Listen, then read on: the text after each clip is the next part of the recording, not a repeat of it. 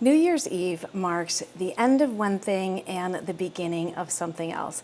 A time when we can try to let go some of our less desirable traits and circumstances and try to embrace better, happier, healthier versions of ourselves. Now, I'm not one to make New Year's resolutions because I feel that if we miss a milestone on our way to achieving that resolution, we give up and we just say, oh, maybe next year. And that's the end of that. Instead, I try to come to New Year's Eve with a vision of what I want to achieve in the upcoming year, and then I try to incorporate some traits and behaviors that help me achieve those goals throughout the continuum of the year. What about you? Do you make resolutions? And if you do they work for you? I'm curious. As we say goodbye to one year and look forward to what the new one brings, there's typically a celebration involved. And here at ABC Homestead, we're going to be enjoying probably a light meal, some hors d'oeuvres, some board games, and likely a pretty strong Irish coffee to help us stay awake. And then on New Year's Day, we will have a celebration feast. And that is what this video is about. We are prepping this meal for New Year's Day. Welcome back to A Better Choice Homestead, where on my channel, I focus on food, growing it, preparing it, and preserving it. This is launching on Tuesday, so this is an edition of Tasty Tuesday, but in all honesty, it's the weekend before. What I'm going to be making for New Year's Day is a very time-consuming meal, and one that I honestly haven't made in a very long time, probably 10 years or more, and I need a little bit of practice. Plus, because it is so time consuming, I can pre-make the majority of it, the most time consuming portion of it today, and then it'll be a much easier whip up on New Year's Day. So for today's video, I am going to be making homemade from scratch red hot tamales, and I'm gonna be using home ground corn that I had nixtamalized myself, home rendered lard, and then the pork that is the last pork roasts that I have from my 2024 order of pork. And if you haven't tried tamales, please do yourself a favor and go to a restaurant and order some, and then go buy the ingredients and make them in your own kitchen. The beauty of cooking in your own kitchen is that you get to control the ingredients, you get to control the flavors, and you get to control the spice level. We are in my kitchen, so you know what that means. We are going spicy. Let's get started. The first thing you need when making tamales is corn husks. So if you haven't had tamales before, these are kind of a dumpling that's wrapped in a dried corn husk that helps it hold its shape during the steam process.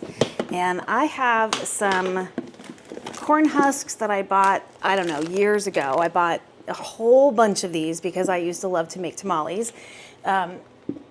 But this is all I have left. So a couple of years ago, when I processed my corn from the farmer's market, I actually dried my own corn husks as well. We'll see if I need to break into those.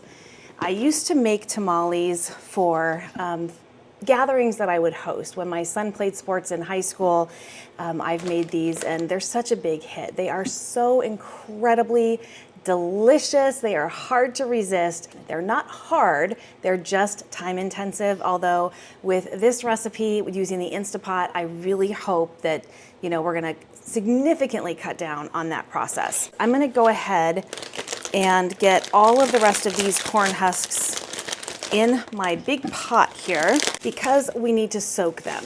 These need to be pliable. You need to be able to wrap them, fold them over to hold the ingredients together. I'm just gonna pour some hot water over them. We are just starting early in the day and using hot water. I wouldn't have to use such hot water if I had done them the night before. 2 kettles of water ought to do it. And this kettle took about, I don't know, maybe 5 minutes maybe to heat up. And honestly, these are already softened really well. So I would say probably in an hour to 2 hours, these would be ready to go. I'll bring you back when we're ready to start making the filling. Hold that heat in. This recipe calls for about 2 pounds of pork butt or pork shoulder. And I have a picnic roast. For the pork, you want to brown it on all sides and then slow cook it. And you probably could use your Instapot for this, but I don't think you're gonna get the flavor that you would get if you do it on the stove. So we're gonna take about 2 hours in all to get this browned and then slow cooked with some spices and some aromatics, and it is going to be absolutely lovely.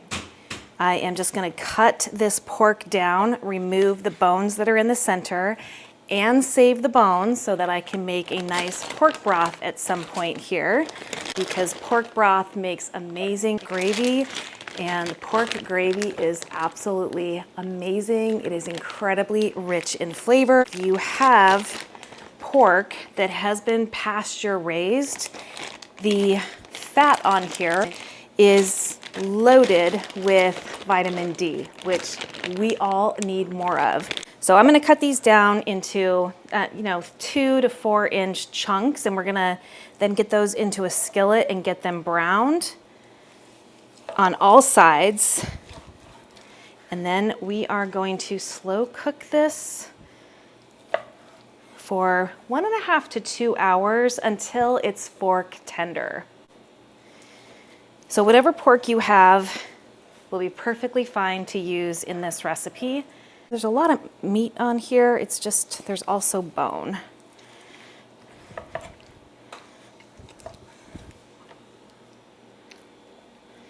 All right, well, that is a nice big hunk with bones on either side with a lot of meat left on it that will be really good for the pork broth.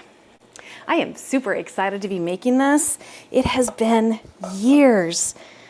This was so much fun to make. Now, typically when you make tamales, you're making hundreds of them. It is a big celebration feast, and it takes a village to make them because you're making so many of them. But this is a reasonable amount. I'm guessing I'm gonna be making maybe 40 tamales. So easy enough for one person to get done. I did ask if anybody else here wanted to help me do these today, and the answer was no, which is absolutely fine. I'm the one who really enjoys spending time in the kitchen. This is my love language to my family and to my friends. So this is how I enjoy spending my time. And not everybody feels that way, and that's okay. But if you have people who want to participate, this is something that is really fun to do together, especially when you get to the tamale rolling portion of this.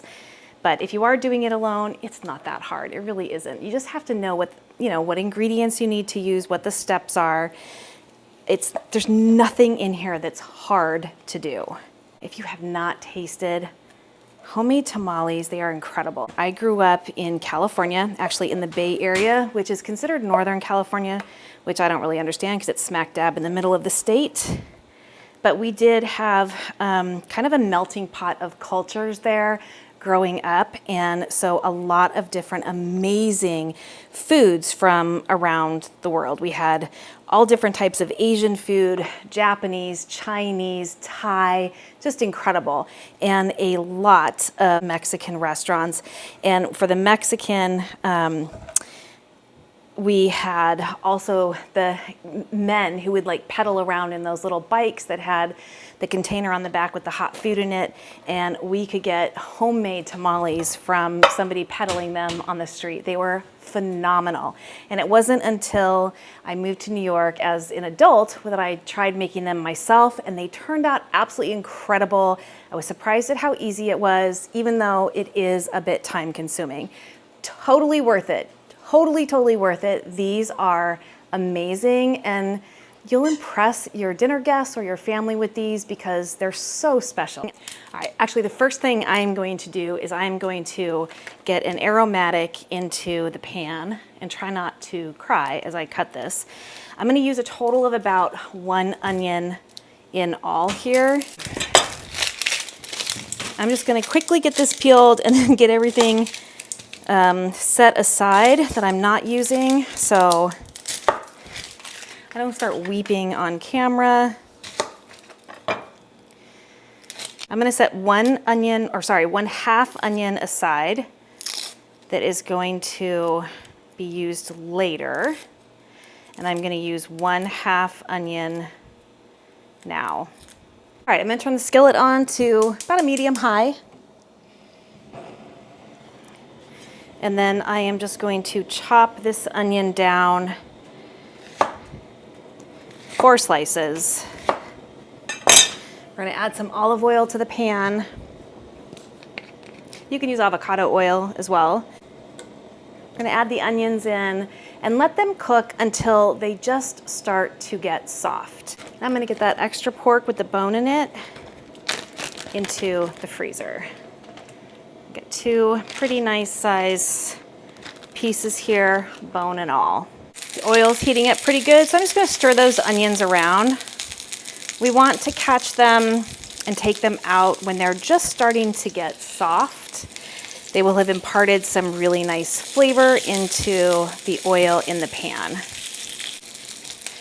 And I mentioned that I'm not really one for a New Year's resolution, but what I am looking forward to in 2025 is getting better at YouTube and also getting better about using the items that I have in my pantry and in my freezer, because my freezer is still full and that's ridiculous at this point. So I will be doing the pantry challenge this year, where I'm gonna try not to go to the grocery store for January, probably February, because I have a ton of food that I need to use up and work through and then, restock. All right, these are looking good and it smells incredible. So I'm gonna go ahead and get these off. And I'm gonna set them aside because we are going to use these in our sauce. Oh, they smell so good. And our skillet now is screaming hot. We've still got some oil on the bottom and it's perfect for doing our pork. This is gonna take a couple batches to get this all browned, because I want all sides of it to brown up, because that adds flavor.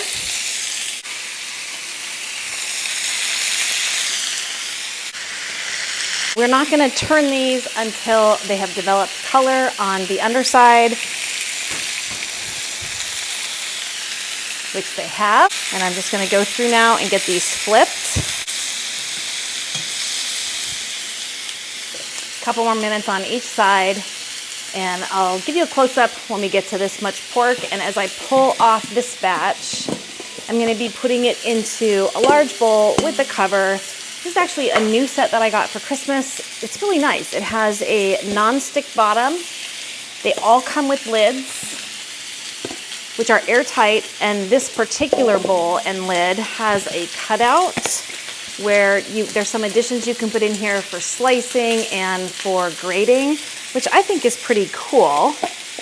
So I'm using some of my new bowls today. One thing I did not have was a bowl with an airtight lid, or even just bowls with lids that fit. And the other thing I got for Christmas this year is a couple of bread making books. Totally excited about those. I'm probably going to do a bread recipe for next Sunday's video. Super excited about that, because okay, so that's my 3rd goal for this upcoming year, is to get off of the refined flour and to mill my own wheat in all of the bread products that I make. And I now have a couple of books that are gonna help me do that.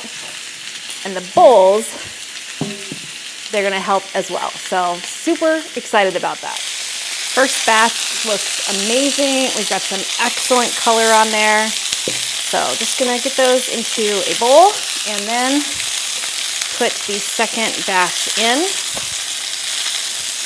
This did not take too long, 5 or 6 minutes maybe. I didn't time it. I'll time the second one.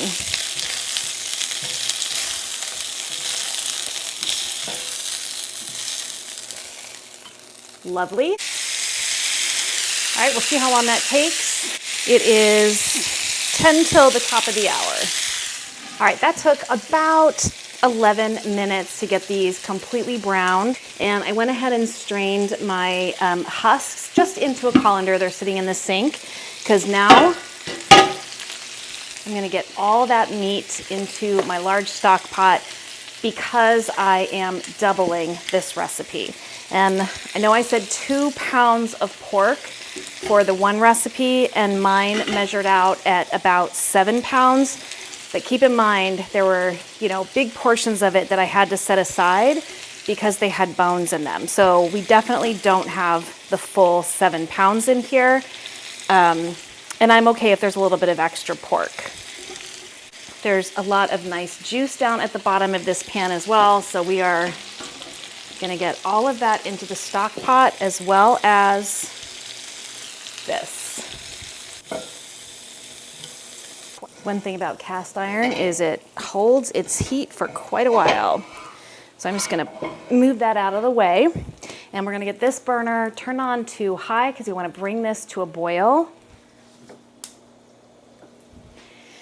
I'm going to add the other half of the onion, and I cut that into 4 pieces. And I'm also adding 8 cloves of garlic. Again, I'm doubling this. I also have a teaspoon of whole black peppercorns and a teaspoon of salt. And to that, I need to add 10 cups of water per batch, so 20 cups of water. So here's 4.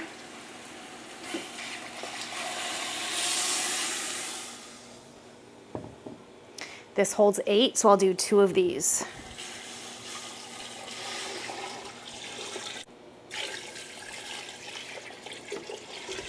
All right, we're on a good high heat there. I'm gonna go ahead and let that come to a boil. I will put a cover on it because I feel like it boils faster if you have a cover on it.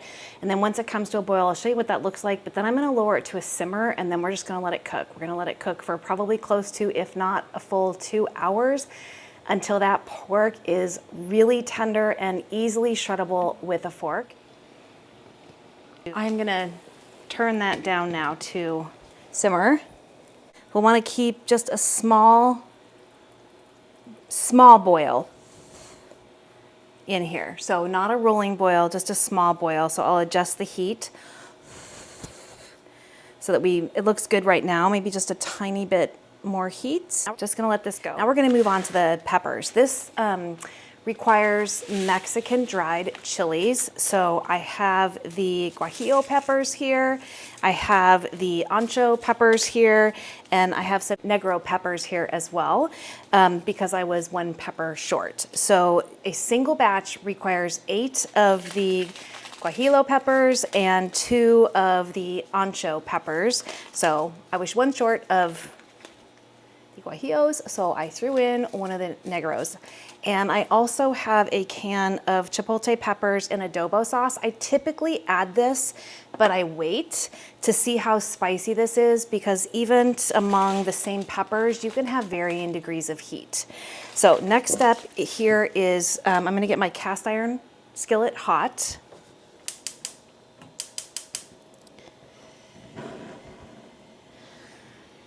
Good medium high flame there. And then I'm gonna tear off the stem of these peppers and let all the seeds out. And I'm gonna break open these peppers so I can make sure I get all of the seeds out as well as any remaining rib pieces. These are very dry and leathery feeling, but they're gonna cook up just beautifully once they rehydrate in this dish. And the hot skillet is going to be used to toast them just to get them fragrant. We're only going to pass them through the pan on each side for a few seconds until they get fragrant, and then we're going to take them off because we don't want them to burn. If you burn the peppers, it's going to make your entire sauce bitter, and we definitely don't want bitter sauce. Growing up, we were a meat and potatoes or meat and rice family. There wasn't a lot of flair. My ancestry is English, German, and Irish for the most part. So we had a lot of those more traditional foods on holidays. For St. Patrick's Day, we always had the corned beef and cabbage. For Christmas, we always had the roast beef and Yorkshire pudding, which is what I still make for Christmas. But as I got older, living in California, and I could, I had money to go out and spend on food myself, I discovered that there was a whole world outside of that, just, you know, your traditional basic meat and potato or meat and rice dishes. I don't even think we had pasta growing up. I was surprised when I moved here because there's so many Italians here, just how common pasta was. Nobody that I knew served potatoes or rice with dinner. It was always pasta and homemade sauce. I did not even make homemade sauce until I moved here. The best friend that I had made, who lived 2 blocks over from me, she's Italian, she's an amazing cook, and she brought me homemade sauce when I had my very first hip surgery. It wasn't one of the replacements. I think it was either the labral tissue removal or it was the core drilling decompression, but either way I was off my feet for a while, and so she came over with a bunch of different food, including homemade sauce and meatballs, and it was phenomenal. So different than what you pour out of a store-bought jar. There grew my love of homemade sauces. And I think that that is just one of the wonderful things about YouTube. You can get exposed to so many different types of cuisine and dishes like this. If you've not made tamales before, even though it is a labor of love, it is phenomenal. And if you can, like if you pressure can, this is no more time consuming than that. And you can make a lot of them, and they'll hold in your fridge for probably 4 days or so. And then again, you can freeze them up to probably 6 months. So there's no excuse if you want to try something different and delicious to give tamales a try. There are store-bought things that you can buy that you don't necessarily need to have homemade. I'm gonna make a homemade Masa Harina from nixtamalized corn. You do want to use nixtamalized corn if you are making your own Masa Harina, but you can also buy Masa Harina or Masa Harina flour. And we are going to be using lard for this as well, but you could use shortening if you wanted to. I do have a lot of lard on hand. I render my own lard every year, but you could also buy lard in the store. I know I've seen it. I think it's where I am anyway. It's called Snowcap, and it is in a blue box in the dairy section. And don't be afraid to use lard. Be more afraid to use shortening, honestly. All right, my pan is screaming hot. I'm gonna go ahead and turn that down a little bit.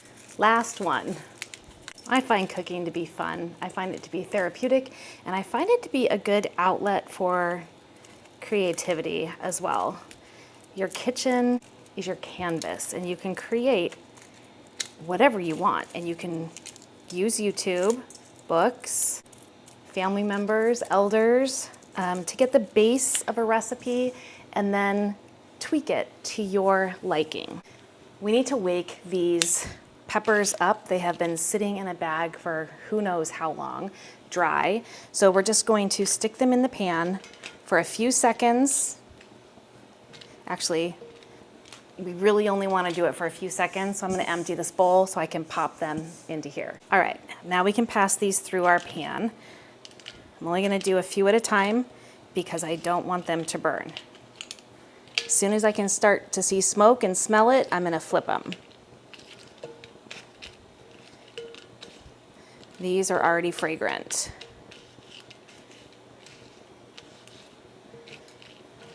Put those in.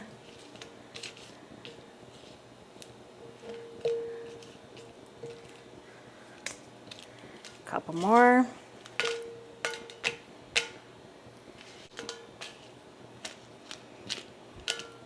It's really hard to see if the peppers are going to burn or not because of their dark color.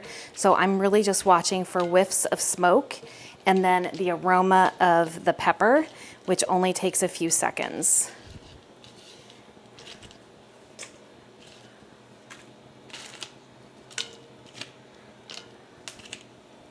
Now, if you want to make the sauce in with the pork, which you can do, you don't have to do this because cooking these peppers for that 2-hour time will bring out the flavor as well.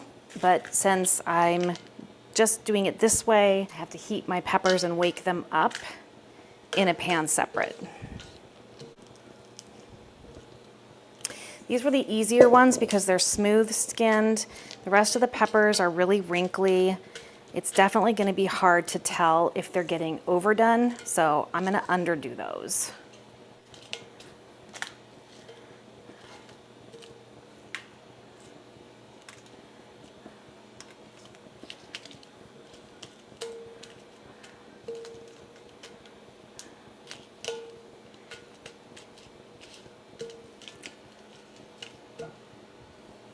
Go ahead and turn off the heat.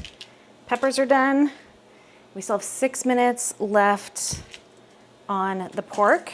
I'm gonna let these cool off and then I'm just gonna rinse them and set them aside. Our timer is off on the pork and I just moved it closer to my work prep area here, which is easier moving the hot skillet over there. So now I'm gonna fish out all of this pork.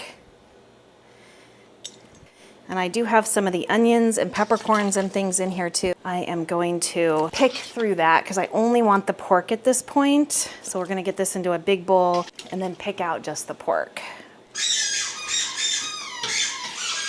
Puppies playing. Nice big bowl of hot pork. Let me give you a look. And I'm just gonna pick out just the pork pieces, leaving the peppercorns and the onions in this bowl, which I'm not saving. And yes, it's hot, but my fingers are used to hot for the most part.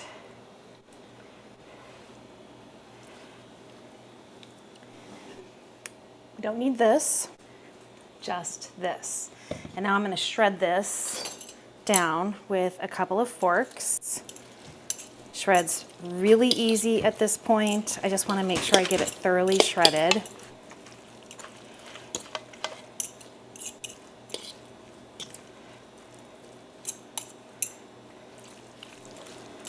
If I wanted to, I could pull a little bit out of here and have this with some barbecue sauce for some pulled pork sandwiches. But we do that often enough that I definitely want this all for tamales. All right, let's move on to the sauce. With our pork set aside, I'm gonna go ahead and strain off that broth because I need this stock pot to marry everything together once the sauce is made. So I'm just pouring this through a fine mesh strainer just to catch the bigger stuff.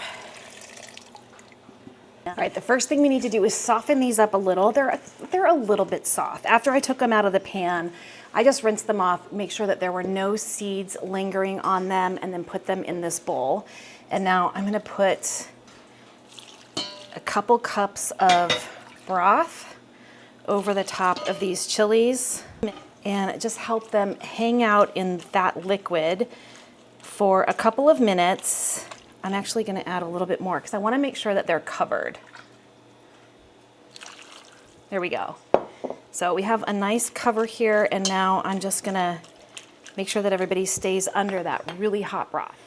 And that's just gonna help get these nice and soft so they blend well in the blender. And so while those are hanging out, let's get the ingredients out and ready for making this in the blender. All right, to the blender, we are gonna add all of these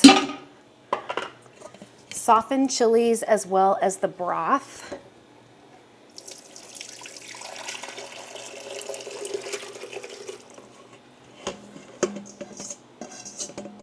Four cloves of garlic. Remember, I'm doing a double.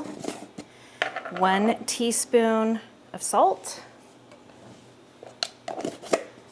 1 teaspoon of cumin.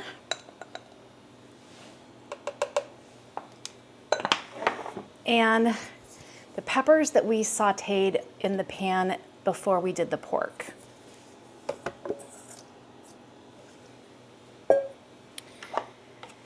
And we are gonna let this go until we think it is completely blended. We are gonna strain it as well, just to be sure, because some of the skins are not going to blend. Well, they might with a Vitamix. Let's see. I just haven't made this since getting the Vitamix last year. So I'm gonna do it on high for as long as it takes to look like a liquid.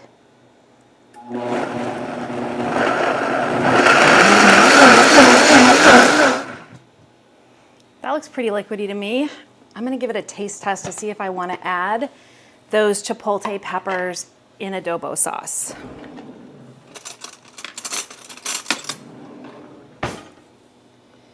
It's nice and thick.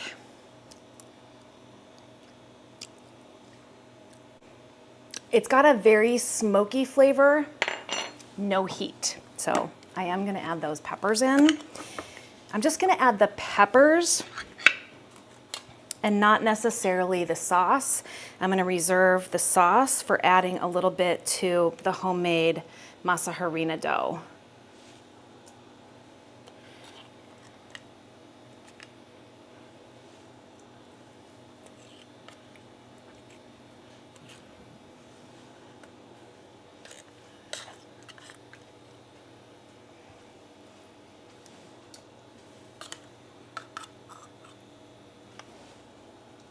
This is gonna be very spicy.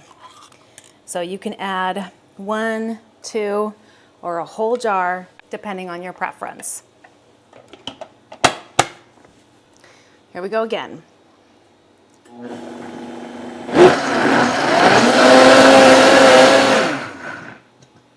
right, now let's give it a taste.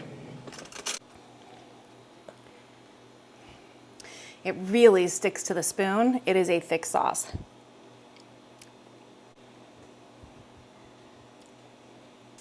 I think that needs a little more salt, but I can add that when we get it into the pot. So I'm gonna go ahead and turn this pot on. I'm gonna add a little olive oil to the bottom of the pan. And when that gets hot, we're gonna strain the sauce in here. That was about a tablespoon. All right, I'm starting to hear some sizzles in there, so I'm gonna go ahead and pour the sauce in, but I'm gonna strain it as we go, just in case those dried peppers left some skins in the sauce. And since that is a really thick sauce, I'm just gonna help it through the strainer.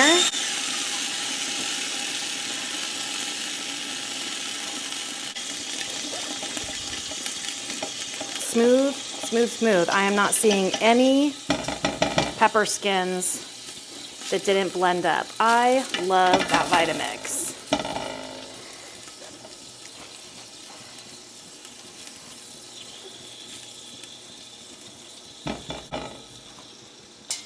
So we're just gonna get the rest of that in here.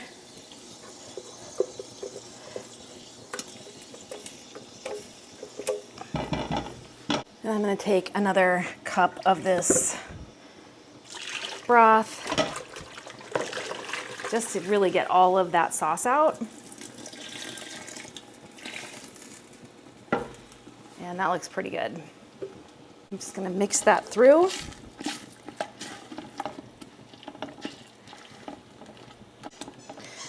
We're just gonna let that simmer for a couple of minutes before we add all the pork in here. Go ahead and just pour the pork right into the sauce.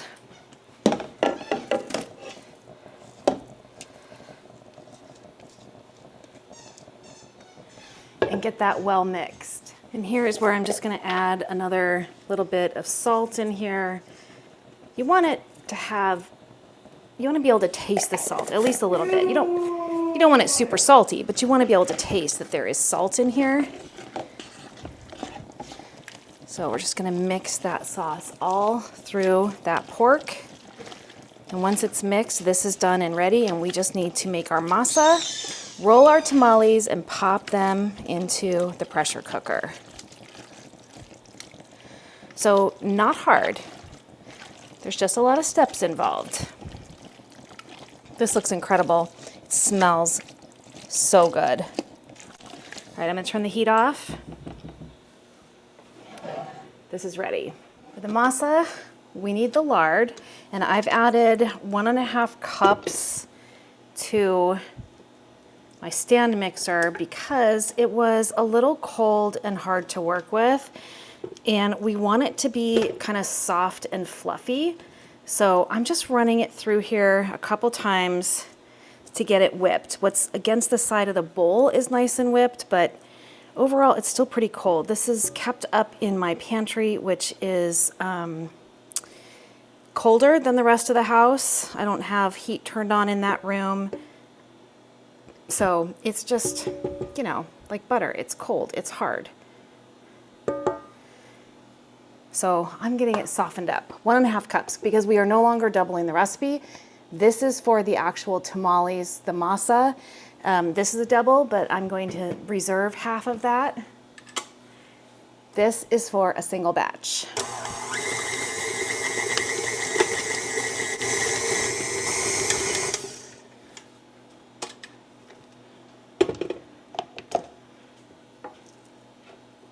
That feels nice and soft now, so I'm good with that.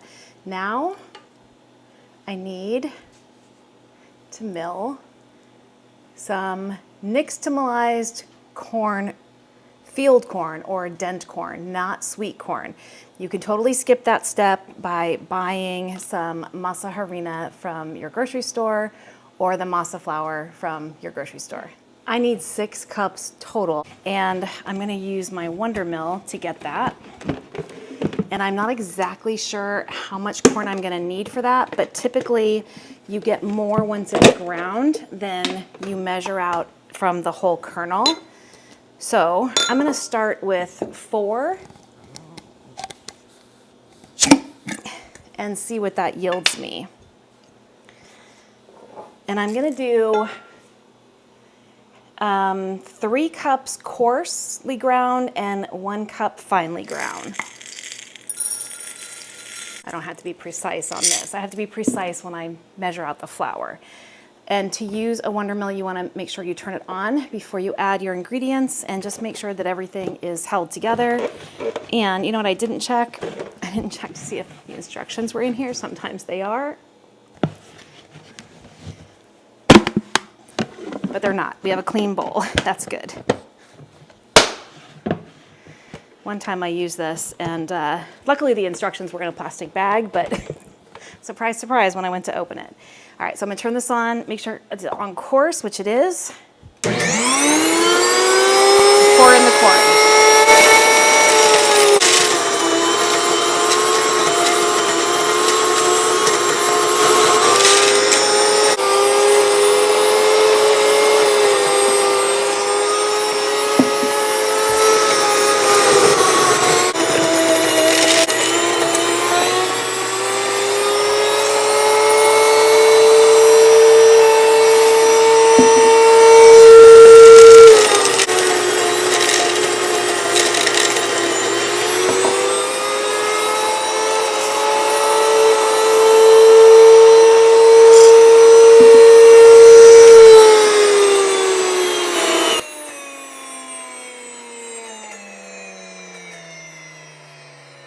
All right, that was 3 cups on the coarse setting. There's a pastry, a bread, and a coarse setting.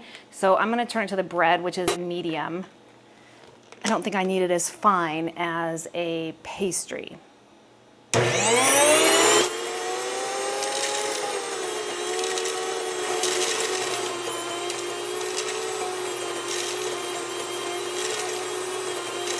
You gotta wait until it fully settles down before you open it, or the flour or cornmeal can go kind of flying everywhere.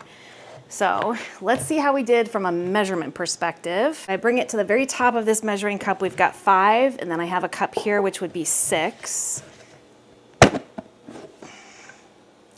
There is a lot of flour in here. And there's also some flour in the top, so we'll get that out as best we can. And then add it to our measuring cup, trying not to spill it everywhere, and keeping in mind that that medium or finer flour is on top, so I'm going to get that all mixed through. But this looks like a lot. We might be okay here.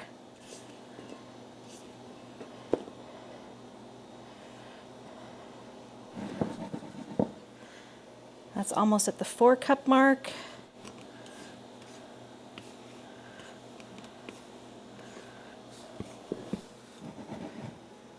I'm gonna call that a 5 because that is full. Let's see if we have 1 more cup in here. Might have to do just a little more. I might not have to if I stopped spilling it.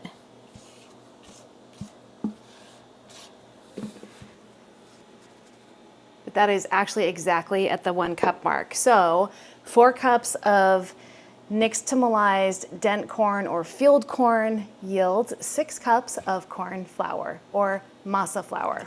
And since my Wonder Mill flour collector bowl is already dirty, I'm just gonna add the cornmeal back to it because we need to add some salt and some baking powder to the dry ingredients before we start mixing it in with the lard. I'm gonna do 1 teaspoon of baking powder and 1.5 teaspoons of salt.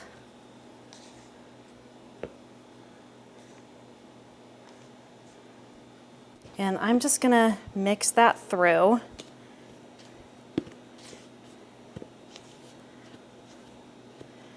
Until it looks well combined, where I'm not seeing any more baking powder or salt. All right, now the fun part. I've still got my adobo sauce here, but I'm gonna add about half of the masa to the bowl with the whipped lard in it. And with my hands clean, I am gonna start to just mix that together. And I'm gonna do this much corn flour until it seems all combined. And then I will add more. We're looking for an end result here that is kind of dry and crumbly. We're not looking for it to be wet yet. That's what the remaining bit of broth is going to be for. So this is just to combine the lard with the flour, a little salt, and a little baking powder. And I'm making sure to go all the way down to the bottom to bring up any of the lard that might be hanging out there. And right now, this dough is really sticky and really wet, so we definitely need more of that flour. We're gonna use it all.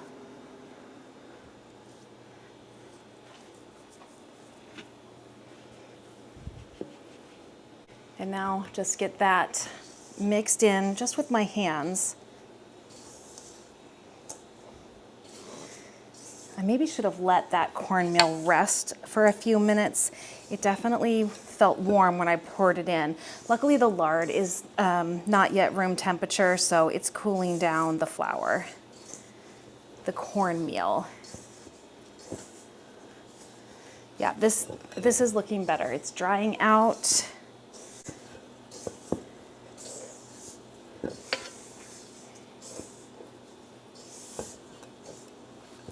You want to make sure that you don't have any, big clumps of lard in here. You want everything well mixed. That actually looks pretty good. I wonder if I should add just a little more corn, but I'm going to go for it because that was the right amount. So now I'm going to add broth in here a little bit at a time until it gets to the right consistency, and I'll bring you over and show you that. We have a lot of pork broth in here because it was a double batch, and I'm only doing half a batch. I'm definitely gonna save this for when I make the second batch, and there will likely even still be some left over, so I could make a nice pork gravy or something out of there. I'm gonna do about a 1/4 cup at a time, and then just get that mixed with my hands. I don't want to oversaturate the dough, and it's a pretty moist dough as it is, so that might be it for the broth.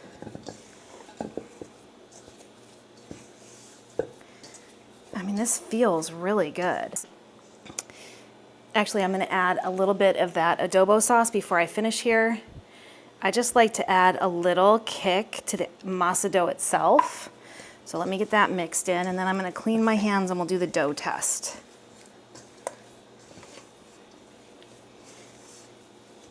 A little more.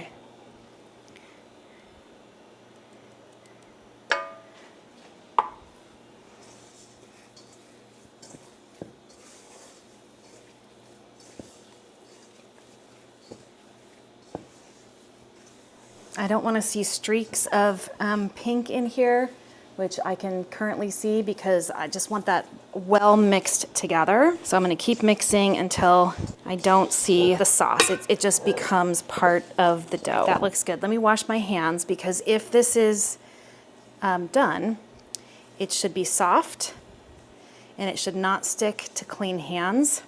And I should even be able to press in it with some indentations and have it hold. All right, clean hands. Let's take some of this dough. Let's see if it holds together. Definitely holds together. It's not sticking to my hand.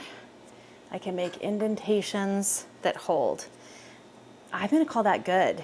We get to make our tamales now. All right, this is fairly easy to do. These are soft and pliable now. So with your corn husk in your hand, you're gonna want to put, this is a small wrapper, so I'm gonna do a small amount, but you're gonna wanna put some in the center. You don't want any on the short end, and you want to leave at least a 1/4 inch or so around the edge of your wrapper where there's no masa. And you want about 1/8 of an inch thick.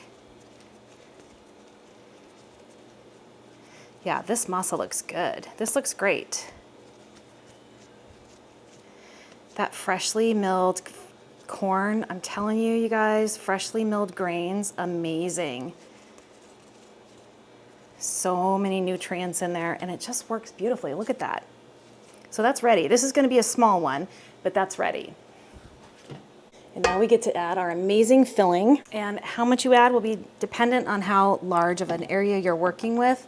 This one's not very big, it's a small tamale. So I'm just gonna put some in the middle there. And then I'm gonna fold one of the long ends over halfway and then come back up. And you can see that the masa folded over and stayed. And then I can roll this side that way, fold up the end, and kind of squish the top together so the masa holds the filling in. And there is one little tamale. We're working with what we got on the corn husks. Let's do one more, and then I'll get the pressure cooker ready. Oh, the other thing is when you feel your corn husk, one side feels kind of soft and one side feels very ridged. You can feel the ridges on it. So you want to put your masa on the smooth side for sure. This is a bigger wrapper, so we're going to get a bigger surface area or a bigger tamale. So put some in the middle, avoid the tapered end, and you want to go out as much as you can. You can even put it on your workstation if that's easier for you.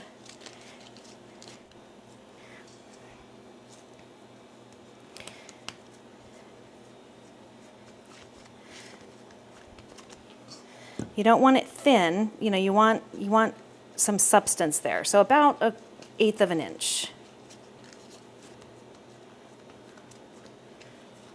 We have all this way to go. So we only want to leave about 1/4 of an inch uncovered. This is going to be a big one.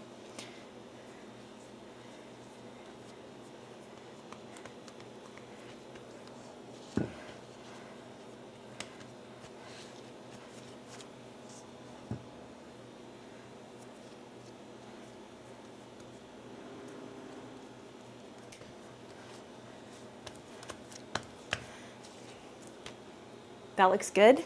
Let's get some filling in there.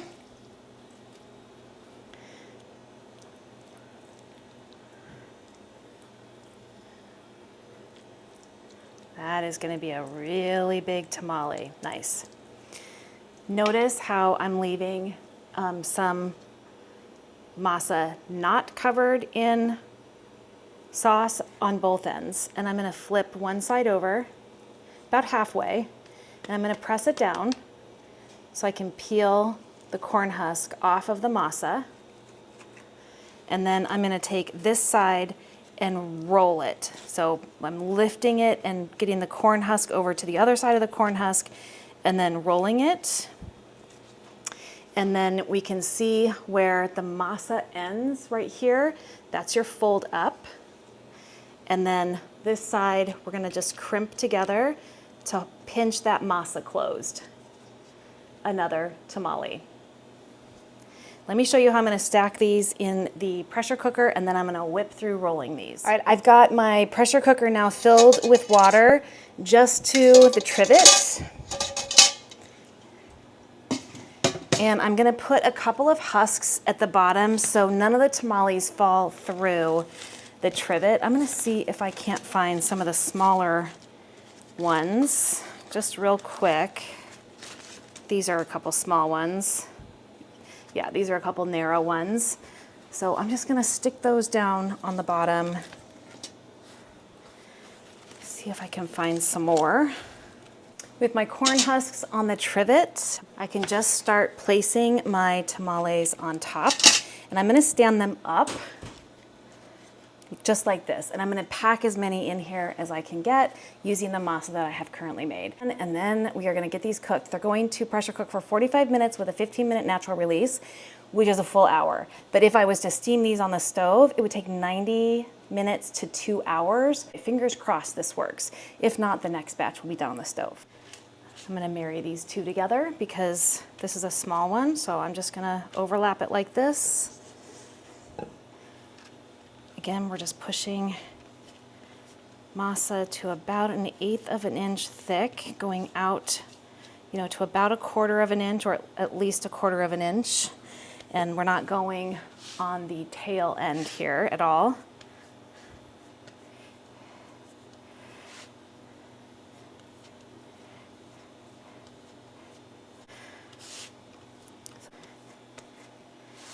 All right, that looks pretty good.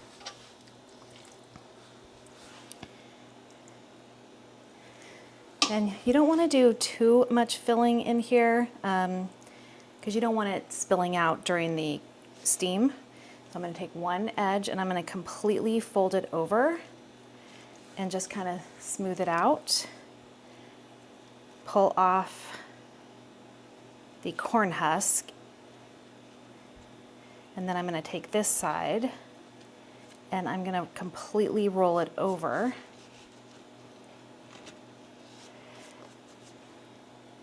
Take the tail and fold it up.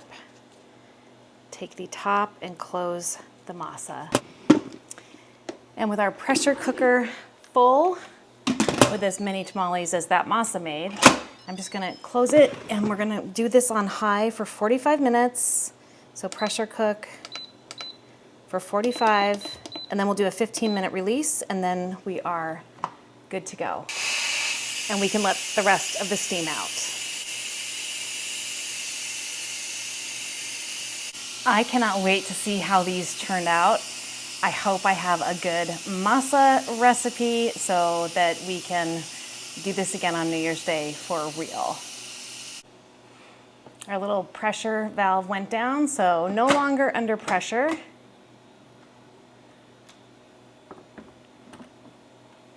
I am super excited to get these out. Let's take a look and see what they look like inside before we get them out.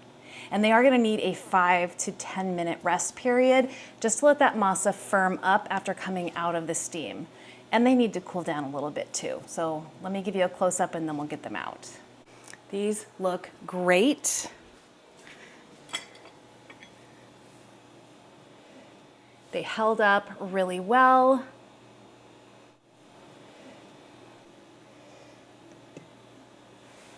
Got another nice one here. Oh, these smell incredible. You guys, these smell incredible.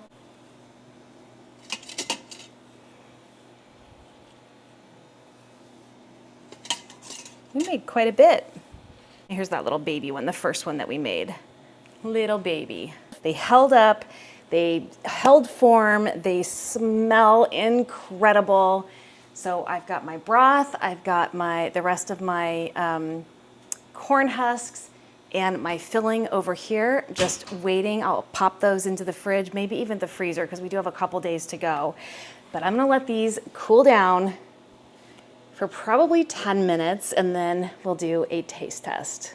Gave these a few minutes to cool down. Let's give them a try. I think they're so fun to unwrap.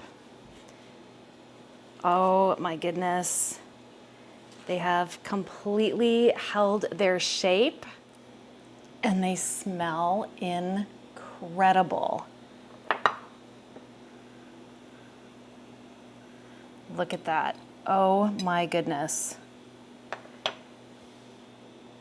That looks so good. Now, having cut into this, I can tell that my filling to masa ratio is off. The masa is too thick. So when I make these on Wednesday, I will compensate for that by really pressing that masa flatter on the tortilla or on the corn husk using less. This filling smells absolutely incredible.